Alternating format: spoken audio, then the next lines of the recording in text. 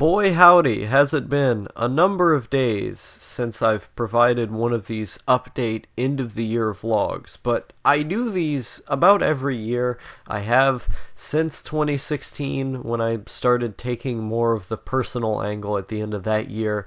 I exclaimed how excited I was and invigorated I was to produce my first written analysis video on anime, quote unquote, and I put that out in January 1st of that year, right at the beginning, that night, New Year's. I wanted to end the year with a bang, so I produced a bunch of vlogs leading up to New Year's, and then New Year's happens, and I say, I'm gonna get into gear to produce anime videos, video game videos, just anything with a written component that tries to be a bit deeper than your average review. That was where I wanted to take my content, but I always knew I liked doing the vlogs more. The vlogs were like my favorite thing to do, and for the people who really looked at my channel and went to the side channel and went through its contents, they seemed to agree with me that they liked the vlogs more. Now, there were always stragglers who liked the written videos way more. I still get people telling me to make the written videos in lieu of videos like this. But the one thing that I've noticed that's marked the end of 2016 as well as the end of 2017, when I really kick things into high gear and produce all of these unscripted analytical videos that are edited around to look and sound nice, and I produce all of these random shitposts, just creative shitposts that I definitely wouldn't be doing now, except for the random bizarre thing like that Ava video I made, ava.mp4, and all of those written videos that were trying to say something, if not a bit deeper about the media we consume, then at least something charismatically interesting, like a general review that was written to sound nice or works well functionally. There was a lot more ambition. I wanted to experiment more. I wanted to do things on a grander scale, improve my writing on a grander scale, be someone who is on a grander scale. All of that was there. Repetition not needed, I understand. So I look at what I wanted to do back then as each year ended, and I look at even like the end of 2018, it was the same way. I produced multiple videos talking about how excited I was for 2019 and how it was going to be the year that I, do something on YouTube better and bigger than ever before, and I ended up doing that. It wasn't exactly the kind of content that I thought I was going to be producing going into the year. At the beginning of the year, well, not at the beginning, but before the year started, in December, I ended up producing all of these higher edited, higher effort vlogs, and a bunch of random scripted stuff because I started analyzing games that month again. And I just went all over the place in terms of, okay, what can I get out before the year is over in order to make my channel really stand out and go out with a bang, as I like to do as the years go by, as they near their end. And I did that with a few videos. Like, I did Unsubscribe 3, which I thought was a little bit more creative, which was pretty fun. That was a fun video. I did a few, in that, like, November, December period. But throughout most of December, I've been stuck in my bed because pain. I'm not in very much pain. I went to the hospital again, and they actually gave me oxycodone, which I didn't expect that. I was on hydrocodone. But I'm trying not to take my pain meds as much, because I don't want to get an opiate addiction. That wouldn't be fun. But my pain has been, it's been there. It hasn't been too fun. It's been making videos more difficult, on top of the fact that so much of what I record, when I have ideas to record it, there's other people in the house at that time. And so how the hell do I record something if the walls are paper thin and everything that can be heard is heard, and I end up just code switching, knowing that those other people can hear me, and now I sound totally different than I would on a video, for example. And so it's like this constant balancing act of trying to figure out, okay, when is the right time to make it? Am I awake at that time? Am I in too much pain?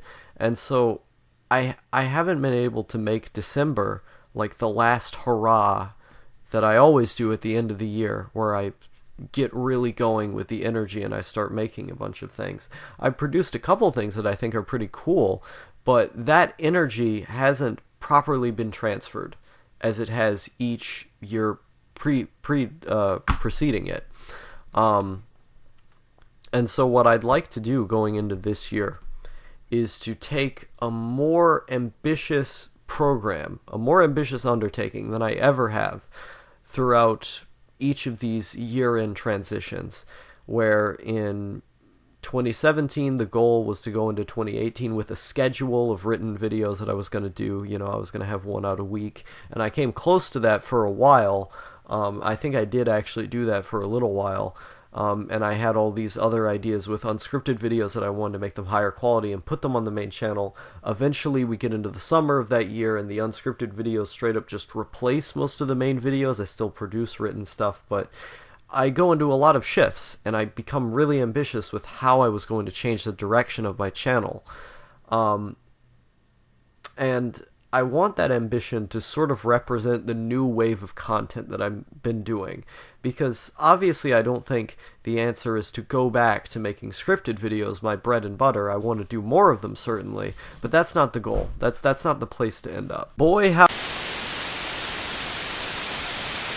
I tend to break down the two types of videos that I make in two different categories. You can break them down into a number of subcategories beyond this, but talking broadly, we have compromised and uncompromised. Videos that I made completely uncompromised with all of the intentions set in and made exactly the way that I wanted them to exist. A lot of those videos happen to be some of the lower effort ones, like Brain Fog is Good Actually, or Food is Interesting. These videos that just found maybe a particular shot and then sat there and wanted to have rambling on about whatever. You know, the point of them was to be kind of lo-fi and maybe a little bit silly. So those videos fall into that category most of the time. It's rare that I have a video that I want to do a little bit more editing for, or that I want to take out the camera and put it in interesting positions and then edit them a certain way.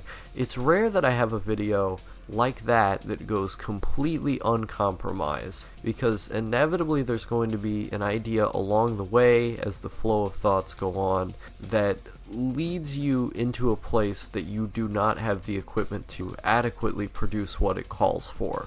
And that's a problem for a number of reasons. One of them has to do with, if you don't have an alternative to making things that way, then you're just kind of screwed. You have to either take that part out of the video and replace it with something else, or try and find a way of communicating a similar idea that doesn't get to the exact same place. And neither of those are particularly optimal. Usually what I try to do is replace it with the next best thing. You can't always do that, but you can try your best to sort of eve your way around the edges of making something that doesn't represent exactly what's in your mind, but goes as far as it can nonetheless.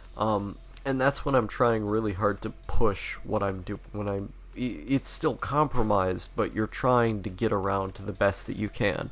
Other times I just get lazy and I compromise certain sections that I could theoretically do, or I compromise certain sections just for the sake of compromising them.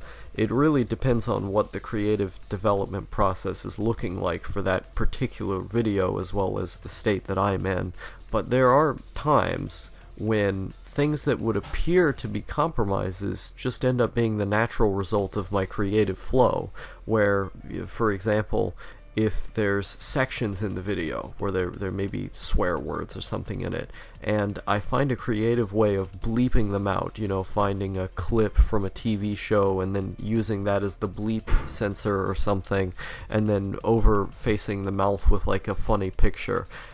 That may just be a result of thoughts that I had in editing, thinking, oh, this might be funny, this might work here. And you could use any number of examples, but that's the most direct parallel. If you do something like that as a joke, it could easily be construed as an attempt to get past advertisements, to get past people trying to make the little monetization money symbol on your monetization page yellow, to keep that from happening. because you're trying to keep mature content out of the video just in a creative way. It could be a result of creative compromise that ends up being cooler, that ends up working as a better component of the video for the sake of satire. But what if I'm in a scenario where I just come up with that idea and it functionally does the same thing that one might have been intending to in the pursuit of stopping the Content ID system from, detecting that you said bad words? You could easily do that by accident. And so there are all these little creative compromises, or what appear to be compromises, that I make along the way in my videos just because they're stream of consciousness videos, not just in how they're said or written, but also in how they're edited, where many of the ideas that I put in some of my best videos that have some of the best editing were ideas that I came up with on the spot. Some of them are ideas I came up with during the script and only expanded upon as the production cycle met its end, but in general, these are ideas that I come up with on the timeline, that the timeline acts as the sort of catalyst, the creative catalyst for the editing to commence and for it to tell its story, where a lot of the more interesting editing elements of videos of mine that do have it come about as a result of just needing something there. Just needing to fill space, needing to make the video more interesting than it is, and so you seek out ways of doing that, of being a bit silly, going a bit overboard, perhaps. And I've tried various ways of doing this as my channel has gone on. They would appear to be compromises, but they're really not. A lot of the time they're just organic pieces of inspiration that worm their way into the video, that appear to be a bit lower budget, or could have perhaps had a more expensive version in mind, or not been there at all, but just act as parts of the video, moving components. And it's this dichotomy between compromised versus uncompromised videos in how they're produced that really fascinates me, because it can often determine how I feel about a video, or if there's a specific vision in my head as to how I want it to be and come out. If I produce something that doesn't come out that way, then I might be able to haphazardly appreciate it for what it is, but I'll never appreciate it to the degree that I might appreciate something that was made really good by accident, as I was just inspired.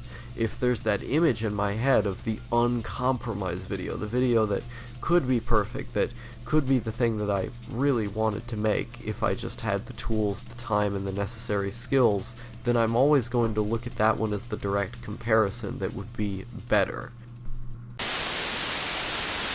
So what the hell does any of this have to do with where I am and where I'm going? Well, the answer to that is twofold, because I feel as if I've had so many of my videos this year be compromised videos when they didn't necessarily have to be.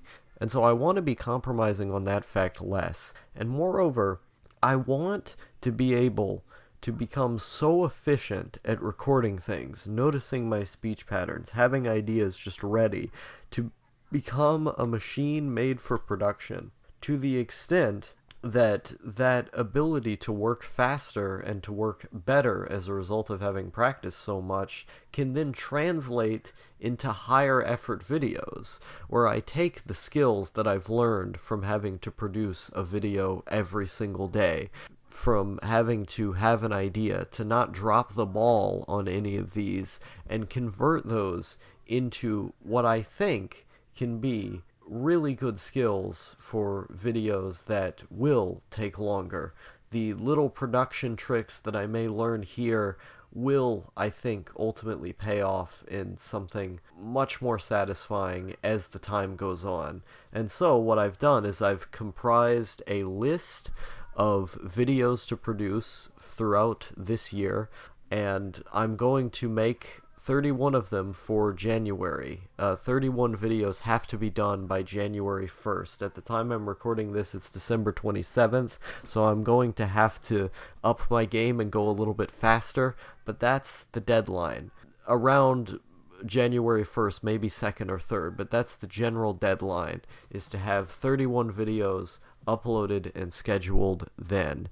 Then you'll have a video coming out every day at the same time throughout that month, and I'll have time to be able to work on videos that require a little bit more research or a bit more editing or time to be inspired in order to have made them in the first place. This will create a buffer zone for what content I'm going to be able to make while still retaining that one upload a day schedule throughout hopefully the rest of the year.